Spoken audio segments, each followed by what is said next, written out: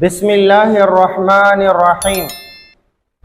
بعض لوگوں کو دیکھا گیا ہے کہ وہ اپنے مال و جان اور گاڑی کی حفاظت کے لیے جوتے لٹکاتے ہیں۔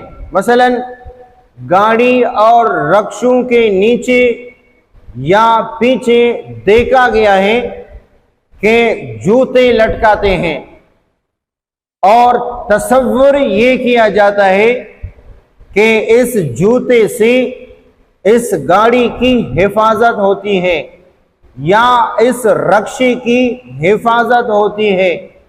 یاد رکھیں، یہ عمل شریعت کے بالکل خلاف ہے۔ اگر کسی چیز کو نظر بد لگی ہے یا نظر بد لگنے کا خطرہ ہو یا شبہ ہو تو اس کے لیے ہماری شریعت نے ہمیں اوراد بتائے، ہمیں وظائف بتائے کہ اگر آپ کے مال کو نظر بد کا خطرہ ہو اور برے اثرات کا خطرہ ہو تو آپ صبح کو یہ کلمات پڑھیں گے، اللہ تبارک و تعالی شام تک آپ کے مال و جان کی حفاظت فرمائیں گے، آپ کے گھر کی حفاظت فرمائیں گے، آپ کے بچوں کی حفاظت فرمائیں گے، آپ کی گاڑی کوٹی مارکیٹ کی حفاظت فرمائیں گے۔ وہ کلمات کیا ہیں؟ بسم اللہ الذی لا یضر مع اسمہ شیء فی الارض ولا فی السماء وہو السمیع العلیم۔ اور اس کے علاوہ اللہم انت ربی لا الہ الا انت علیک توکلت وانت رب العرش الکریم، ما شاء اللہ کان لم ومن لم یشاء لم یکن ولا حول ولا قوة الا باللہ العلی العظیم۔ اعلم ان اللہ علی کل شیء قدیر وان اللہ قد احاط بکل شیء علما۔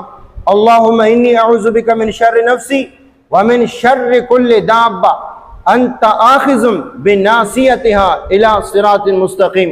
اور اس کے علاوہ دوسرے وظائف ہیں، بسم اللہ علی دینی و نفسی و ولدی و اہلی و مالی۔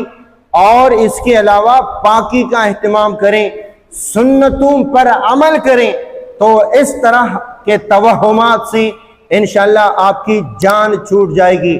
وہ جوتا خود الٹا لٹک رہا ہے تو تمہیں کیا سیدھا کرے گا اور تمہیں تمہاری کیا حفاظت فرمائے گا؟ تو لہذا اس طرح کی کمزور چیزوں پر عقیدہ نہ رکھیں، اس طرح کی کمزور بنیادوں پر عقیدہ نہ رکھیں۔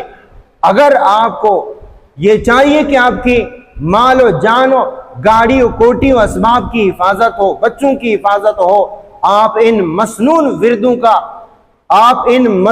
وردوں کا صبح شام تکرار کریں اور ان اوراد کو آپ پڑھیں، انشاءاللہ اللہ تبارک و تعالی ہر قسم کے نظر بد سے، شر سے، حسد سے اللہ تبارک و تعالی آپ کے مال کی اور آپ کی جان کی اور آپ کے گاڑی کی حفاظت فرمائیں گے۔